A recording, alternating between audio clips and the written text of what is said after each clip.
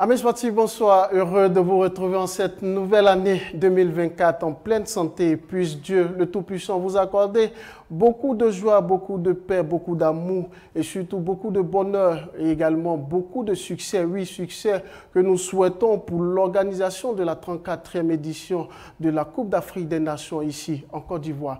Vous êtes à Aquacan, le rendez-vous du sport, le rendez-vous de l'actualité sur la CAN 2023. Aquacan, chers téléspectateurs et téléspectateurs, est à son avant-dernier numéro. Bientôt, nous allons basculer sur un autre programme qui va vous tenir compagnie tout au long de la 34e édition de la CAN. Bienvenue à tous et à toutes.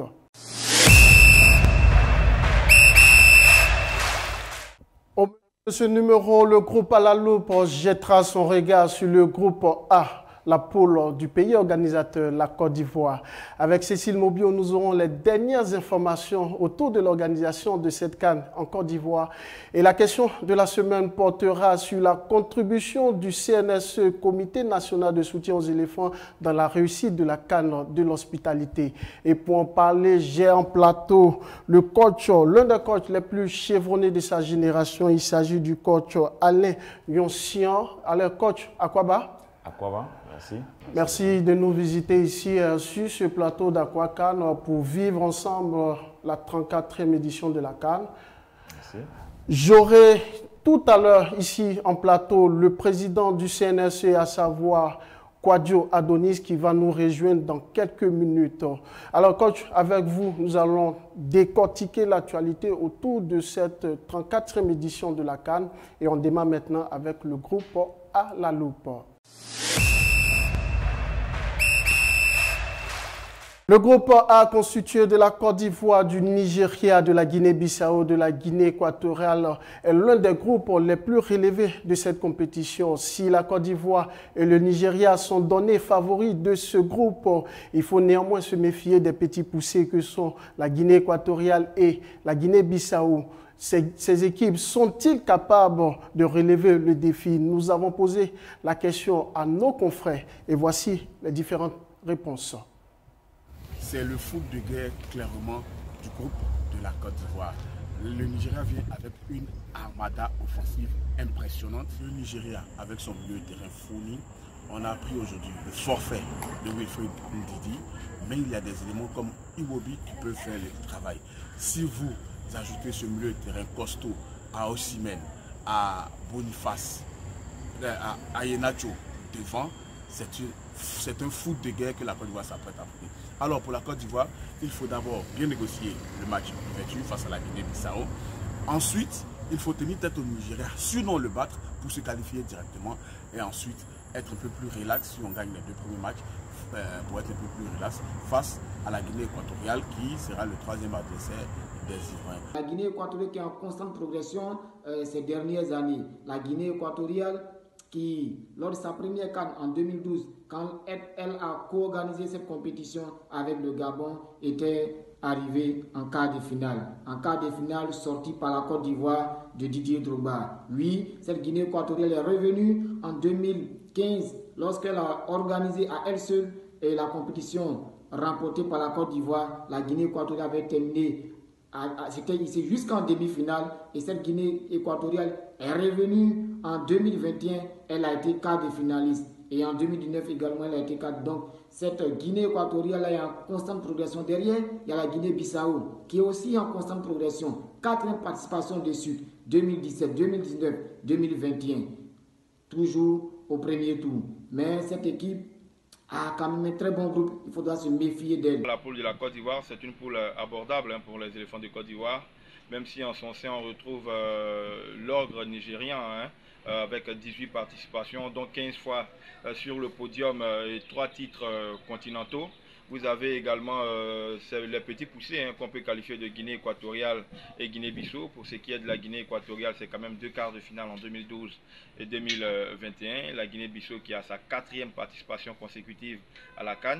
C'est un groupe à s'y méprendre qui peut paraître extrêmement facile pour les éléphants de Côte d'Ivoire, mais attention, un trouble fait peut mettre du sable dans l'engrenage et enrayer toute la machine. Donc il faut des éléphants concentrés, il faut des éléphants appliqués surtout. Alors, coach, vous avez écouté les réactions de nos confrères. Alors, pour vous, de façon générale, comment vous voyez ce groupe? Écoutez, c'est un groupe équilibré. Hein. Ma foi, c'est un groupe équilibré. Aujourd'hui, comme je le dis toujours, il n'y a pas de petites nations. Aujourd'hui, toutes les nations sont renforcées. Toutes les nations ont des binationaux. Ils ont des joueurs qui viennent d'autres pays qu'ils ont naturalisés. Donc, il va falloir faire très, très attention à cette nation-là. Ah, c'est pas gagné déjà d'avance pour la Côte d'Ivoire et même pour le Nigeria qui sont donnés favoris dans ce groupe? Écoutez, il faut être prudent quand on parle une compétition. C'est vrai, tous les supporters disent, bon, il faut qu'on gagne, on doit gagner, on doit gagner. Mais le football d'aujourd'hui se conjugue au présent, il ne se conjugue pas au passé. N'oubliez pas que la Guinée équatoriale, pour se qualifier, elle a battu la grande équipe de la Tunisie pour se qualifier. Et a terminé première de sa poule.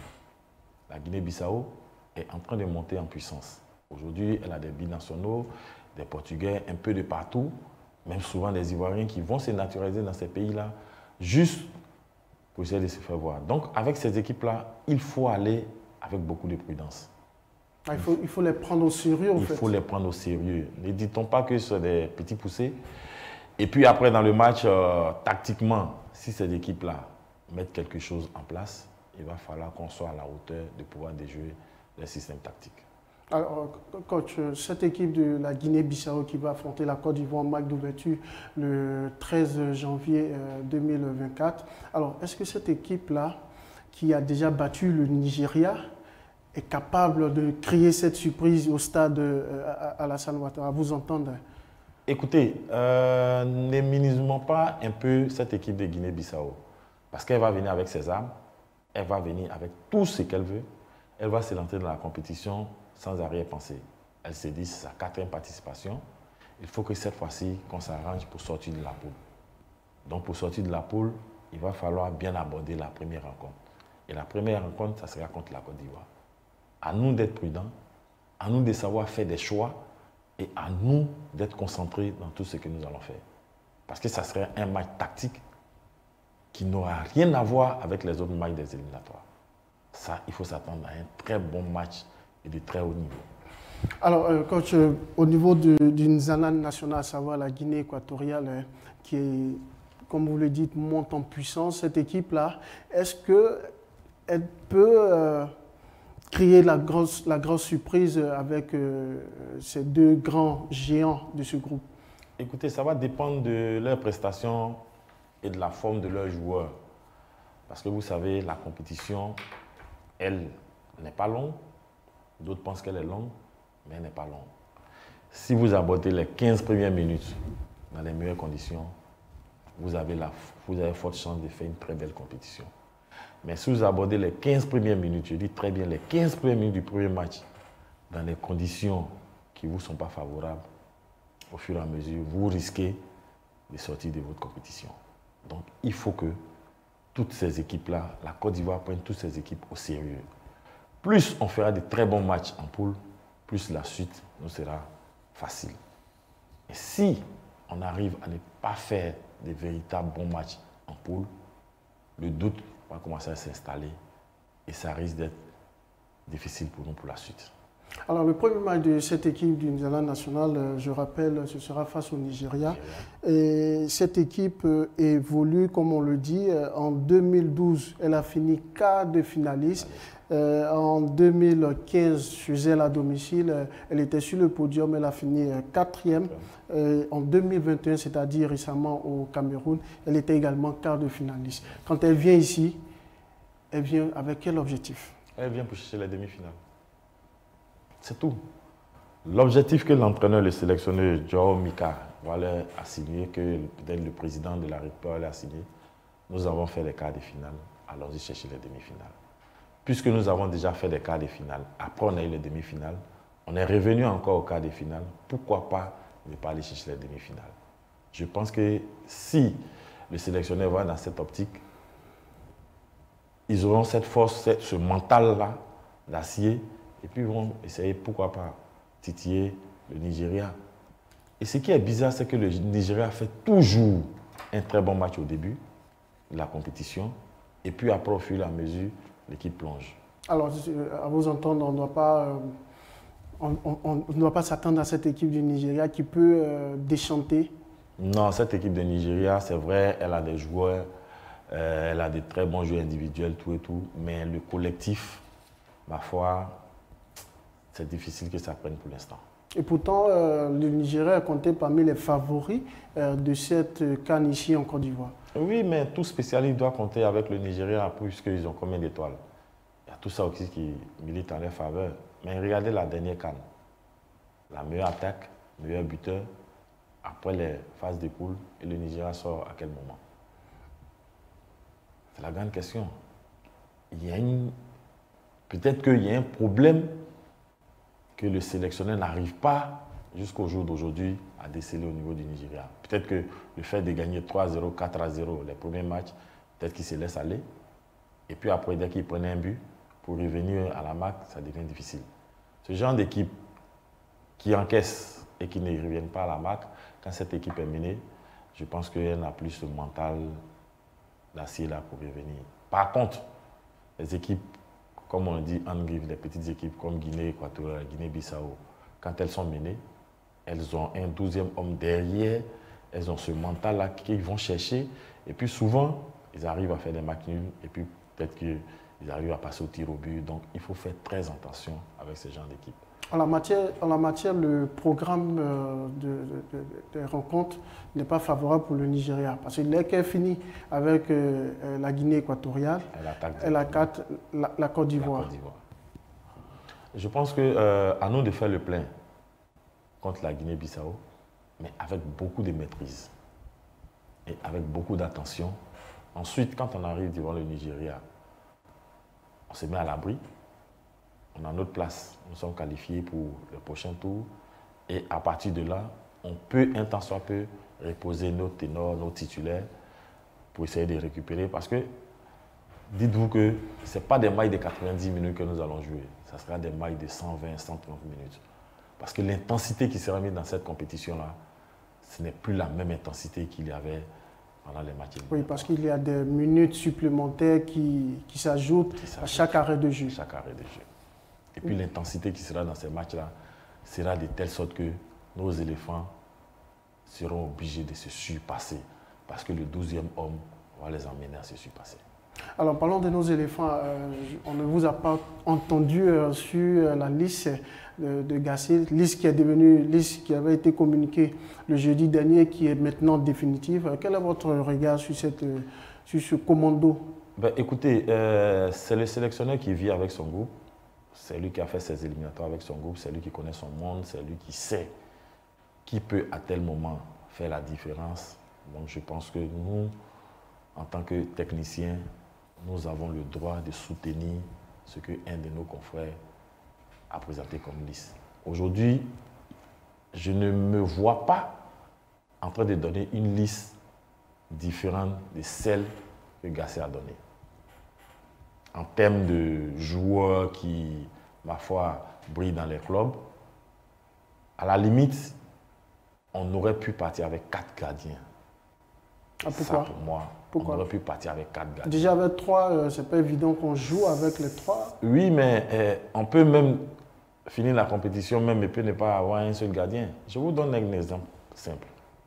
On fait le premier match, le gardien fait un super match. Deuxième match, sur une faute d'inattention, il prend un carton rouge. Il nous reste combien de gardiens? 2. Lui aussi, fait des jeux, il se blesse, il nous reste combien de gardiens? Un seul. Donc vous voyez que si on a 4 gardiens, on a toujours une sécurité quelque part. Dans ce genre de compétition, regardez les autres équipes. Il y a certaines nations qui viennent avec 4 gardiens. Alors vous, en termes de 4e gardien, vous aurez choisi qui, par exemple? En termes de 4e gardien, j'aurais préféré qu'on parte avec Sylvain Gbou. Son expérience, son vécu, sa présence allait plus galvaniser Yaya et sa présence allait donner encore plus de galon à Yaya. Parce que là, il allait comprendre que je suis numéro 1. Devant une icône, il faut que je fasse tout pour maintenir cette place-là. Ben, le sélectionneur a fait sa liste. On va avec les 3, croisons les doigts qu'on termine avec les 3 gardiens. Alors dans cette liste, on a notre attaquant de pointe Haller qui est blessé.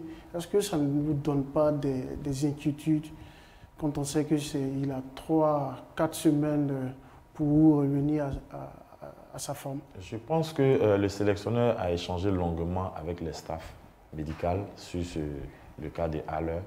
Je pense qu'ils ont pris toutes les mesures qu'il faut. Ils vont compter sur les autres. Et je pense que les autres, eux maintenant, à eux de tirer leur épingle du jeu. Voilà, on leur a donné une chance. Haller étant blessé, on va donner la chance à Christian. On va donner la chance à le petit Konaté. Et puis pourquoi pas donner la chance à, comment il s'appelle, Crasso. Et puis à eux maintenant de donner la chance, à eux de ne pas faire mentir le sélectionneur. C'est ça le plus important. On vous a sélectionné, on vous a fait confiance, il faut que vous jouez votre football. Oui, mais coach, premier match, est-ce que là on peut avoir vous votre 11 de départ? Ben moi, selon moi, le premier match, je pense que la défense, il faut on ait une défense rassurante. Une défense à 4 ou à 3? À 4. Bien rassurant. Aurier le capitaine, Ghislain, Ndika et puis Boli. Boli, d'accord. Ça, c'est l'assurance. Au milieu? Au milieu, on a nos 3 guerriers. Le trio? Le trio, Kessier, Seko et puis Sangaré. Et puis devant, si ça ne tient qu'à moi, devant, on peut soit commencer avec Christian ou bien Crasso. Et puis sur les côtés, commencer avec Jonathan et puis Gradel. Je pense qu'on aura l'expérience alliée à la jeunesse. Et je pense que cette fusion-là pourra nous sortir facilement. Alors, le coach avait parlé de faire revivre la paix Jonathan-Pépé, cette paix qui avait fait beaucoup de bien à Lille. Est-ce que pour ce premier match, il faudrait aussi... Non, Pépé, c'est un peu trop juste pour ce premier match. Il faut que nous soyons directs et il faudrait que nous disions la vérité. Pépé, il a du talent, mais il n'est même pas à 70%. Donc, même si Pépé commence, s'il a trop fait ses 10-15 minutes et puis après il va plonger. Donc c'est mieux que ces 15 minutes-là, il les garde sur le banc. On peut commencer avec Gardel, qui est un vieux de la vieille, qui connaît la CAN, qui sait comment booster ces 2 autres jeunes qui seront devant avec lui. Et surtout qu'il a la colonne vertébrale qui est bien soudée derrière. Je pense que le reste là, ça va venir. Alors coach, pour ce groupe, alors si vous devez faire le pronostic, vous direz qui sera le premier, le deuxième, qui terminera troisième et qui sortira de la... Ben, je pense que dans ce groupe-là, si nous ne faisons pas attention, dans ce groupe-là, le Nigeria avec tous ses stars, si nous ne faisons pas attention, le Nigeria risque même de terminer troisième. Parce qu'il faut faire très attention à la Guinée équatoriale et puis la Guinée-Bissau. Surtout à la Guinée équatoriale. Il faut faire beaucoup attention à la Guinée équatoriale. La Côte d'Ivoire est le favori de ce groupe. Je pense que nous jouons à domicile, nous jouons à Ebimpe. Il faudrait qu'on fasse tout pour faire le plein, pour finir premier de cette poule. Et si on finit deuxième Ben, si on finit deuxième, ce n'est pas la mer à boire. Hein. Si on finit deuxième, c'est pour dire qu'il n'y a pas de petites nations en football. Donc à nous maintenant de travailler pour qu'en quart de finale, pour qu'au second tour, qu'on arrive à élever notre niveau de jeu. Voilà, c'est tout. D'accord coach, on a ensemble décortiqué ce groupe. On va maintenant refermer ce chapitre pour aborder maintenant la question de la semaine.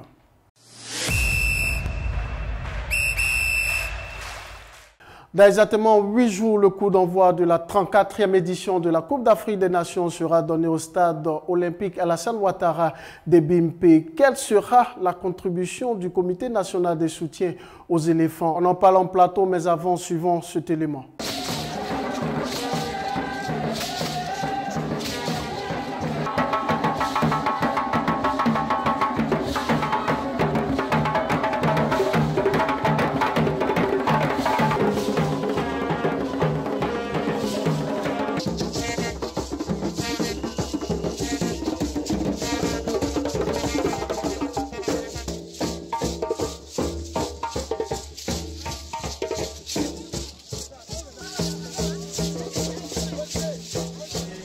pays vous appelle. Là, le pays appelle nous. Mon frère, ma soeur, la Côte d'Ivoire t'appelle. Le pays t'appelle. Le drapeau t'appelle. Les éléphants ont besoin de toi. Soyez donc avec le CNSO pour pousser les éléphants. Parce que cette troisième étoile, c'est à cette canne que nous allons. Aller chercher la troisième étoile avec l'ensemble des supporters. Malheureusement, le président du comité national de soutien aux éléphants n'est pas encore avec nous, mais nous allons parler en plateau avec notre invité, le coach. Coach, est-ce que vous sentez la ferveur populaire autour de cet événement? Moi, je pense qu'on ne sent pas la ferveur autour des éléphants, surtout autour de cette canne-là. Il n'y a pas de caravane en ville. Il n'y a pas de caravane dans les quartiers où les gens passent pour dire, bon, pour essayer de mobiliser ou bien remobiliser un peu les troupes. Il n'y a rien. On ne sait pas si... Le COCAN avait organisé, on s'entend, une tournée dans toutes les villes. Oui, mais pas les villes. On joue à Abidjan. Les éléphants jouent où? À Ebimpe. C'est l'enfant de Yopougon, c'est l'enfant d'Abobo, c'est l'enfant de Makori, c'est l'enfant de Port-Boué qui doit aller au terrain. Mais si le gars il ne se sent pas concerné, il va au terrain comment? S'il n'y a pas de caravane dans la ville, qu'est-ce qui va les motiver pour aller au terrain?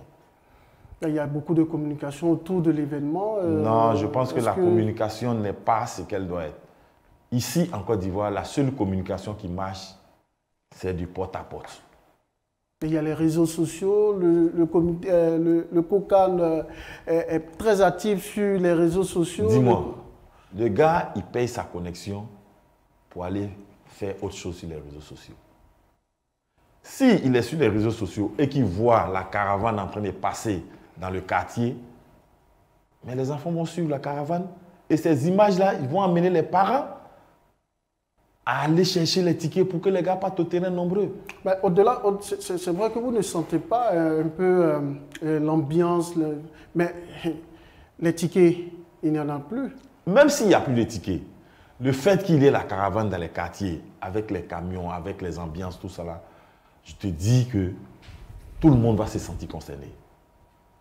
Et tout le monde ne se sent pas concerné. Et là, tout le monde ne se sent pas concerné. Parce que d'abord, dans un premier temps, à un moment donné, tout le monde était frustré. Pourquoi? Parce qu'il paraît que si tu as acheté un maillot, ceci, si le maillot n'est pas original, machin. Après, il y a eu des démentis.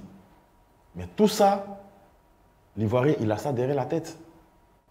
Aujourd'hui, d'autres aussi se plaignent parce que leur joueur phare n'est pas en sélection. C'est qui le joueur phare? Ça. Tu vas dans les quartiers, tu vas partout, tu vois les jeunes en parler. Mais qu'est-ce qui va amener ces jeunes-là à oublier tout ça?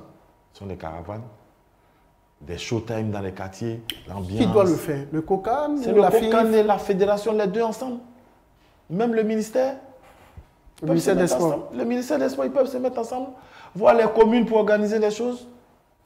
Ce n'est pas une affaire de COCAN ou bien de ça. C'est une affaire de l'État. C'est une affaire de la Côte d'Ivoire. C'est la Côte d'Ivoire qui va jouer. Ce n'est ni Pierre ni Paul. Ce sont nos éléphants qui vont jouer. Mais où ils sont? Mais cette ferveur populaire attendue, on la verra au stade. Le 13. Ben oui, on la verra au stade. Guichet fermé. Peut-être que ça sera à guichet fermé si vraiment le cordon de sécurité, ils essaient de revoir. Alors, quand vous soulevez un autre, oui, parce que défi, un autre problème. Là, j'en parle et j'en parle toujours. De toi à moi, je ne me vois pas en train de marcher pendant 5 km, arriver dans un stade tout fatigué, et tu vas me demander de crier. Il y a tout ça aussi. Il faut qu'on revoie le cordon de sécurité. C'est vrai, on veut mettre la sécurité, il n'y a pas de problème.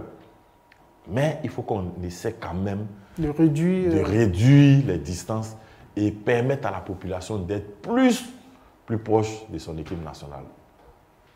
C'est vrai, on parle des restrictions, on parle de mettre des barrières, tout ça. C'est bien beau.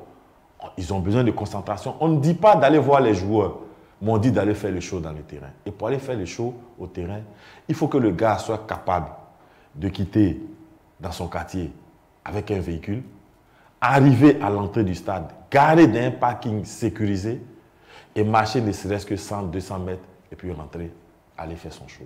Au retour, le prochain match, il sera le premier à partir.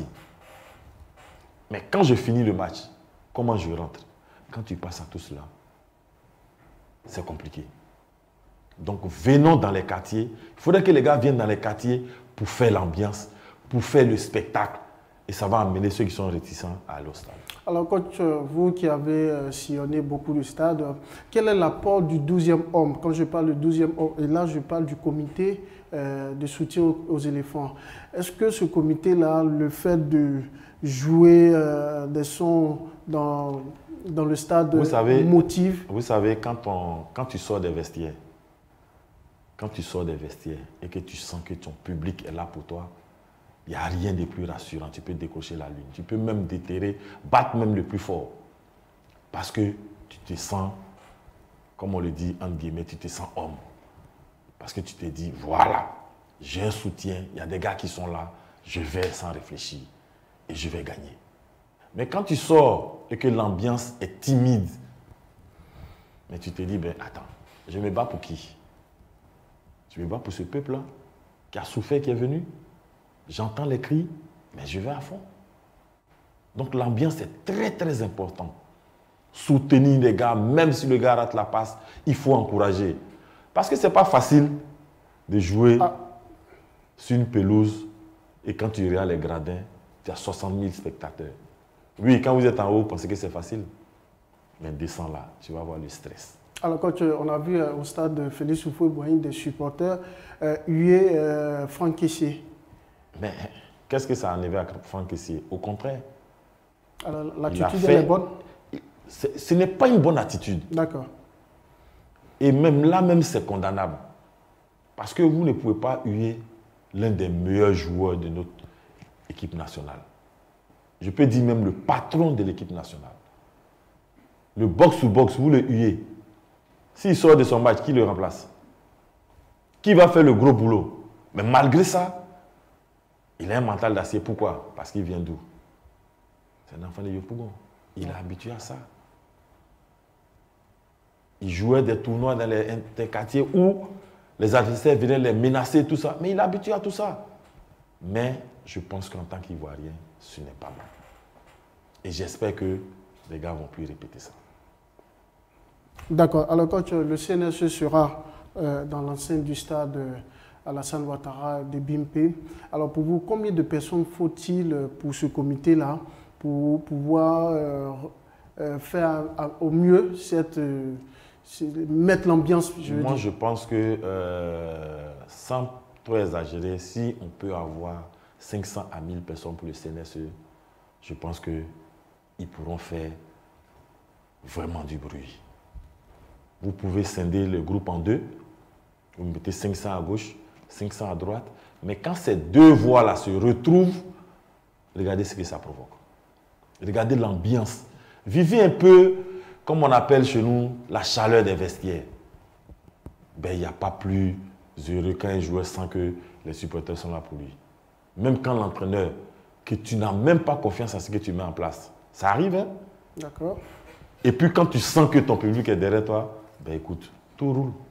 Et après, toi-même tu es derrière, tu dis, mais attends, qu'est-ce que j'ai voulu essayer aujourd'hui? Dieu merci, ça a marché.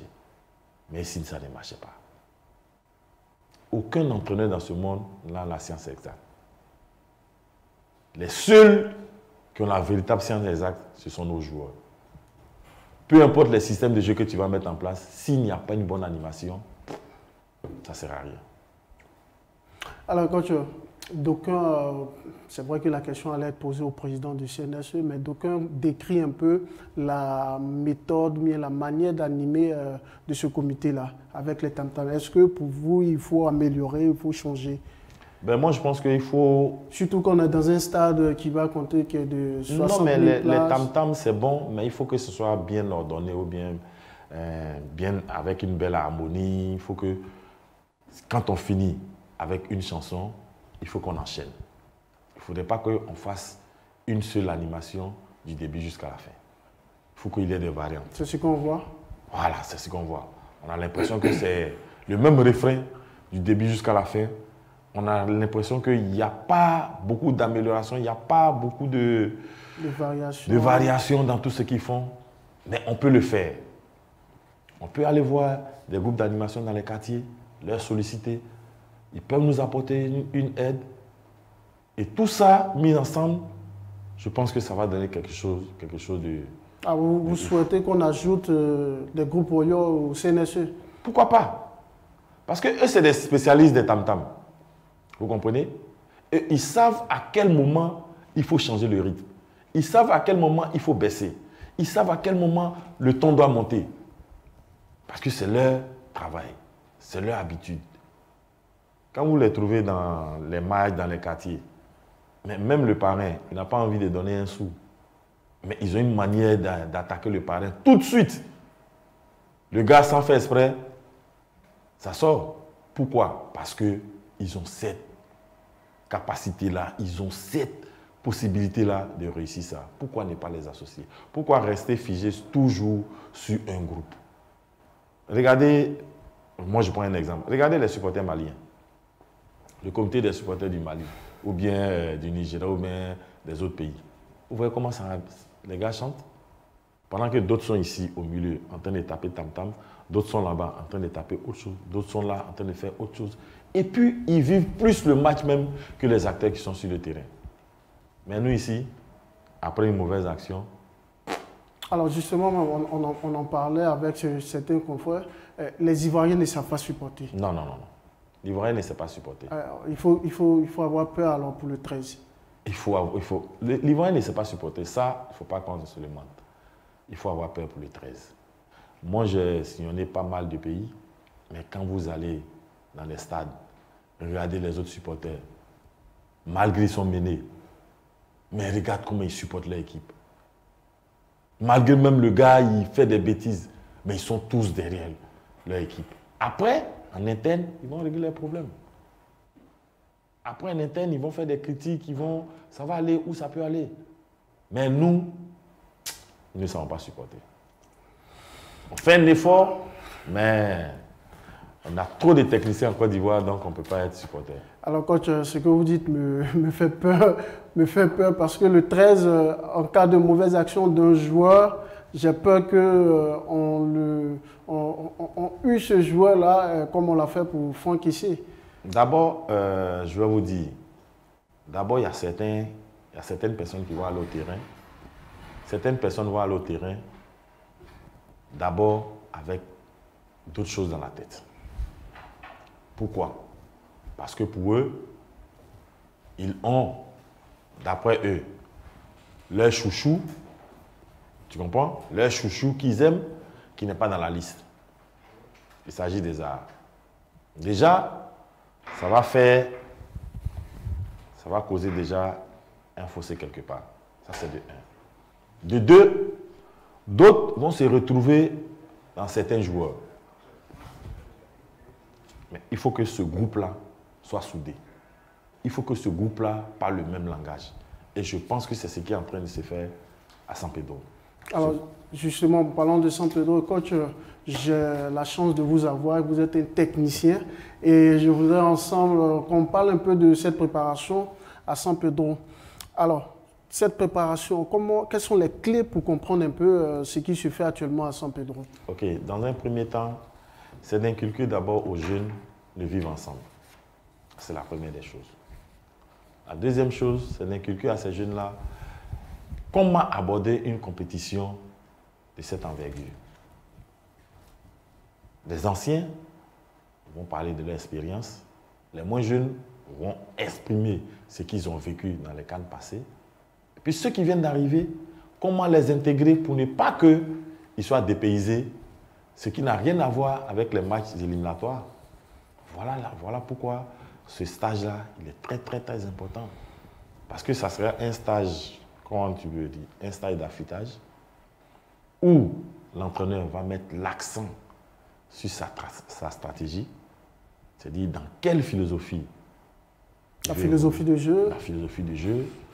Quel est le système qu'il veut animer, si c'est 2 ou 3. Si je fais un remplacement, que Pierre rentre à la place de Paul, quelle est la disposition tactique qui doit être mise en place? Si on arrive à jouer contre une équipe où le match est fermé, quelle est la disposition tactique qu'on va mettre en place? C'est pendant cette période-là que l'entraîneur et son staff vont définir tout ça. D'accord. Coach, avant de bien développer cela, 3 jours, est-ce que c'est suffisant? C'est pas suffisant, mais c'est suffisant. Puisqu'ils vont s'appuyer sur des séances vidéo. Ils vont s'appuyer sur des séances vidéo de tous les adversaires qu'ils vont croiser. Les points forts, les points faibles, comment ces adversaires prennent des buts, comment ces adversaires marquent des buts.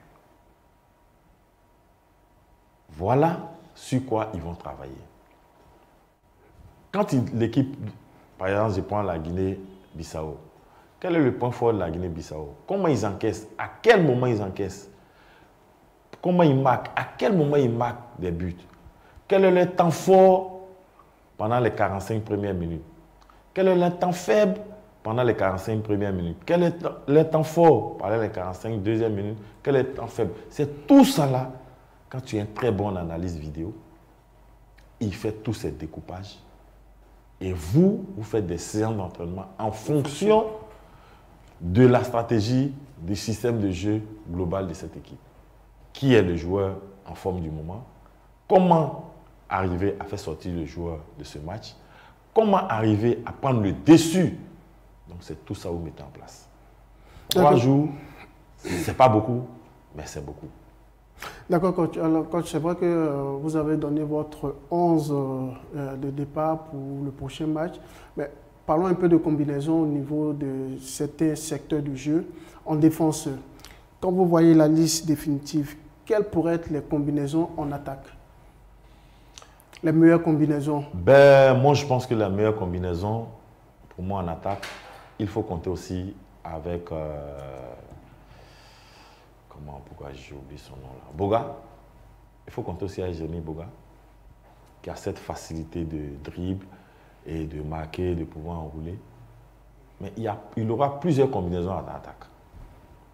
L'entraîneur a envie, le sélectionneur a envie qu'il y ait Pépé et puis, comment il s'appelle?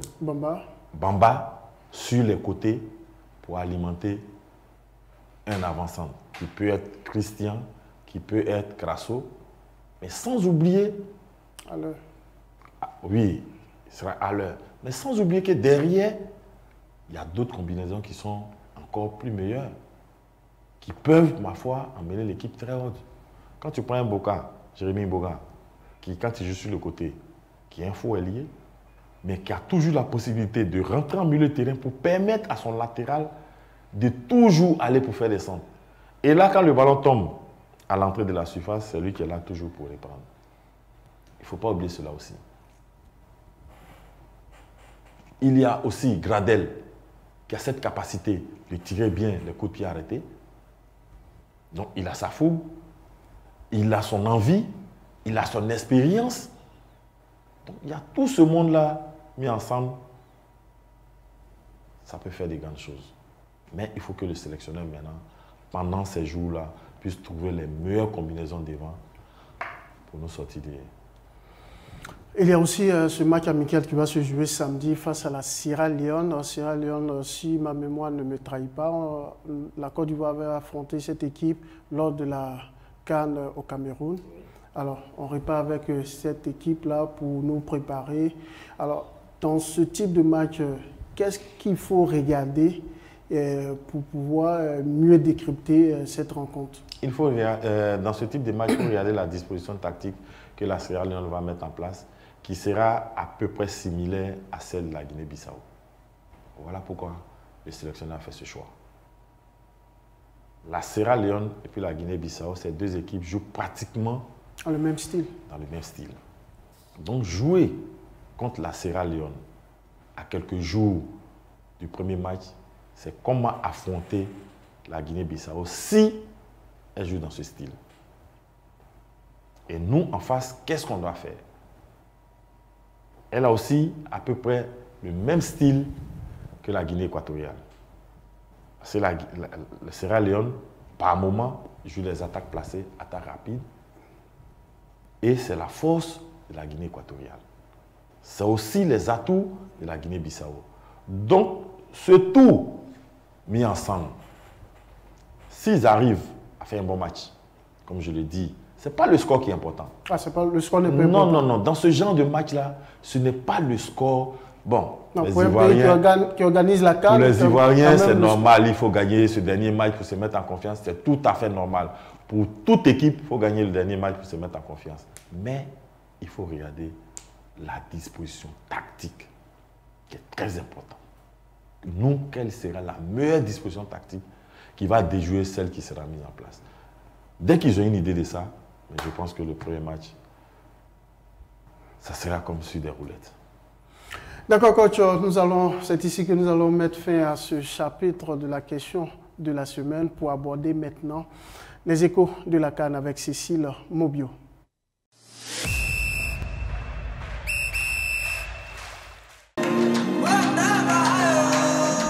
Le président de la République a visité les infrastructures liées à la CAN 2023 à Korogo. Monsieur Tiemoko Melet Kone, vice-président de la République, a visité ce samedi 30 décembre 2023 à Korogo les infrastructures liées à l'organisation de la 34e édition de la Coupe d'Afrique des Nations de football prévue dans notre pays du 13 janvier au 11 février 2024. Afin de constater le niveau d'avancement des préparatifs, il a successivement visité la cité Cannes, l'hôtel Cannes et le stade Amadou Gon Coulibaly, d'une capacité d'accueil de 20 000 places.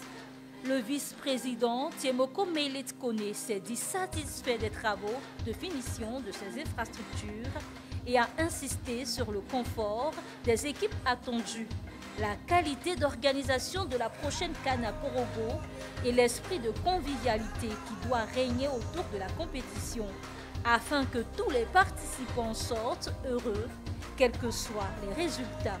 Cette visite du vice-président de la République à Korogo intervient après celle effectuée à Yamoussoukro et Boaké le 26 décembre 2023. Les religieux prient pour la réussite de la CAN. Des prières de repentance et de cohésion nationale autour de la réussite de la Coupe d'Afrique des Nations 2023 ont été dites le samedi 30 décembre 2023 au Palais de la Culture de Treichville en présence du Premier ministre Robert Begré-Mombé. Les communautés religieuses de Côte d'Ivoire dans leur ensemble étaient rassemblées au Palais de la Culture de Treichville le samedi 30 décembre pour une journée de prière pour la consolidation de la paix et la bonne organisation de la CAN 2023, prévue en Côte d'Ivoire du 13 janvier au 11 février 2024. Démarrage officiel des activités du programme volontaire. Les activités du programme volontaire du COCAN ont officiellement été lancées le mercredi 3 janvier 2023 au stade olympique Alassane Ouattara d'Ebempe, en présence du président du COCAN, M. François-Albert Amichia, des ministres Mamadou Touré et Adjé Silas Metch, respectivement ministres de la promotion de la jeunesse, de l'insertion professionnelle et du service civique et ministres délégués, auprès du Premier ministre chargé des sports et du cadre de vie, ainsi que de M. Ousmane Bané, directeur général de l'Office national des sports. Cette première cohorte, composée de 3600 volontaires, concernait uniquement les volontaires des sites Félix Houphouët-Boigny et Alassane Ouattara d'Ebempe. Le programme volontaire du COCAN pour les sites de Boaké, San Pedro, Korogo sera lancé le 5 janvier 2024. Des joueurs forfaits, le milieu de terrain des Pharaons, Ahmed Nabil Koka ne sera pas à la CAN 2023 en Côte d'Ivoire. Le jeune joueur de Al-Ali, figurant sur la liste de 27 du sélectionneur portugais Rui Vitória, est forfait pour la CAN 2023 suite à une blessure au ligament du pied. L'information est donnée par le compte X de la Fédération égyptienne de football. Ahmed Nabil ne sera pas le seul joueur absent pour la CAN. Son coéquipier en sélection nationale, Osama Galal, est également forfait pour la Coupe d'Afrique des Nations en Côte d'Ivoire. Il est remplacé par Yasser Ibrahim. Le Nigérian Wilfried Ndidi, cadre de la sélection des Super Eagles, est aussi out pour la CAN. Blessé, Wilfried Ndidi ne pourra pas disputer la Coupe d'Afrique des Nations avec le Nigeria. Les Super Eagles font appel à Alassane Youssef pour le remplacer au milieu de terrain. François-Régis Mouguet refuse sa convocation avec le Cameroun pour rester à Marseille. François Mouguet restera à Marseille en janvier plutôt que d'honorer sa convocation pour la prochaine Coupe d'Afrique des Nations par le sélectionneur camerounais Rigobert Song. Le jeune allié de l'OM a décliné la convocation en équipe nationale. Celui qui vient de prolonger avec le club jusqu'en 2028 était présent à la reprise de l'entraînement le 29 décembre. Et il s'est entraîné depuis avec ses coéquipiers marseillais. Il ne devrait pas rejoindre les Lions indomptables en stage de Jeddah comme l'imaginait sa fédération. Les échos de la CAN. 3,5 milliards de francs CFA pour le vainqueur de la CAN 2023. La Confédération africaine de football, CAF, a annoncé une augmentation de 40% du prix du vainqueur de la Coupe d'Afrique des Nations 2023. Le vainqueur de la 34e édition du plus grand événement sportif organisé sur le sol africain recevra 7 millions de dollars, soit environ 3,5 milliards de francs CFA. Le finaliste de cette CAN percevra 4 millions de dollars, soit 2 milliards de francs CFA. Chaque demi-finaliste repartira avec 2 500 000 de dollars, soit 1 milliard 250 millions de francs CFA, et chacun des 4 quarts de finalistes 1 milliard 300 millions de dollars, soit environ 650 millions de francs CFA. Mick chez les Lions de la Teranga avec la CAN. Aliou Cissé et ses hommes se préparent actuellement à Dakar pour le tournoi continental. Une préparation qui soulève déjà une polémique en raison d'une boulette de la Fédération sénégalaise de football. Équipés par Puma depuis de longues années, les Lions s'entraînent avec des chasubles d'un autre équipementier, à savoir Umbro. Une boulette d'autant plus étonnante que ces chasubles datent de la dernière Coupe d'Afrique il y a 2 ans où Umbro était en partenariat avec la CAF. Depuis, c'est aussi Puma qui s'est associé avec la Confédération africaine. C'est tout pour les échos de la CAN. Rendez-vous est pris pour la semaine prochaine. D'ici là, portez-vous bien. C'était les échos de la CAN avec Cécile Mobio. Alors, coach, qu'est-ce qui retient votre attention? Moi, je pense que la première des choses, c'est les infrastructures qui ont été données. On a des très bons terrains, des très bons stades que nous avons cette fois-ci pour la CAN. Je pense qu'après, les équipes qui vont jouer le championnat pourront profiter un peu de ces stades-là. Ensuite, ce qui me choque un peu, c'est au niveau de l'équipementier. Ah ouais. Ouais, parce que le Sénégal n'est pas le seul pays. Hein. Je pense que tous ceux qui ont signé avec Puma, pour l'instant, là, je pense qu'eux tous, ils n'ont pas encore reçu tous les packages, donc raison pour laquelle vous voyez tout ce brouhaha autour de... Donc, il va falloir que Puma essaie rapidement de rectifier le tir. Voilà. D'accord. Quand il y a aussi la hausse du prix... ouais, le nerf de la guerre. Le nerf de la guerre. Le nerf de la guerre. Avant, il était dit que la CAN, les États investissent, mais celui qui remporte, le montant est insignifiant. Maintenant, avec les 3 milliards, est-ce qu'on peut dire que le montant est un peu... Oui, je pense que le montant est un peu à la hausse. Et je pense que la CAF a fait beaucoup d'efforts. Vous savez aussi que la CAF est obligée de faire des efforts parce qu'il y a des joueurs qui jouent dans des clubs où les entraîneurs refusent même de laisser ces joueurs-là venir à la CAN. Donc la CAF a fait pression sur tout ça. Et donc ce qui paie en club, quand il vient à la CAN, il faudrait qu'il y ait quand même la moitié. Donc je pense que la CAN a fait des efforts et c'est pas mal déjà. Je pense que plus tard, peut-être qu'ils feront encore plus d'efforts. Mais déjà, c'est encourageant. Et je pense que c'est déjà un grand pas dehors. Quand il y a aussi ces joueurs qui sont blessés au niveau de l'Égypte qui perd 2 joueurs et puis le Nigeria qui perd l'un de ses attaquants. Écoutez, c'est ça aussi la vie. Hein. La vie est faite ainsi. Le joueur n'a pas voulu se blesser. C'est les aléas du football. Tu ne vas pas jouer un match pour dire que je vais jouer un match, je vais tout faire pour ne pas me blesser. Quand la blessure doit arriver, elle arrive. Hein. Et puis après, bon, c'est le foot, on passe à autre chose, on prend la vie du bon côté. Et puis, ça permet aussi à certains joueurs qu'on appelle en dernière minute. Souvent, ce sont eux qui crèvent l'écran. Hein. Donc, il faut faire attention, il n'y a pas de... On prend tout ce qui arrive à un homme, on prend ça sur l'effet, pas l'effet de hasard, mais d'une décision de Dieu. Et puis, on continue pour aller plus de l'avant. Voilà. D'accord, coach, on continue, on va de l'avant. Coach, nous sommes au thème de ce numéro. Je vais vous laisser donner un dernier mot de la fin. Ce que je vais demander aux Ivoiriens, surtout au comité des supporters et à la fédération ivoirienne, au ministère, c'est de faire un effort pour faire des tournées dans les quartiers pour que l'engouement revienne autour de cette compétition. Parce que l'engouement est en train de baisser, qu'on reprenne le relais, que l'engouement revienne autour de cette CAN. Parce que c'est la CAN, elle est chez nous. Nous voulons que la coupe reste chez nous. Mettons tout de notre côté pour que nous puissions avoir cette troisième étale.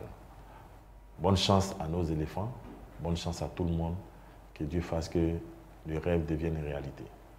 Dieu fasse que le rêve devienne réalité. Chers téléspectateurs et téléspectatrices, c'est ici que prend fin cet avant-dernier numéro de votre émission Aquacan. Vendredi prochain, nous serons ici pour un numéro spécial avec nos consultants pour vous présenter les programmes de l'Intelligent TV à la faveur de cette CAN de l'hospitalité. Et je vais vous dire que le coach Alain fait partie de nos consultants qui sera avec nous tout au long de cette CAN pour vous faire vivre intelligemment cette CAN de l'hospitalité. J'ai été ravi d'être en votre agréable compagnie.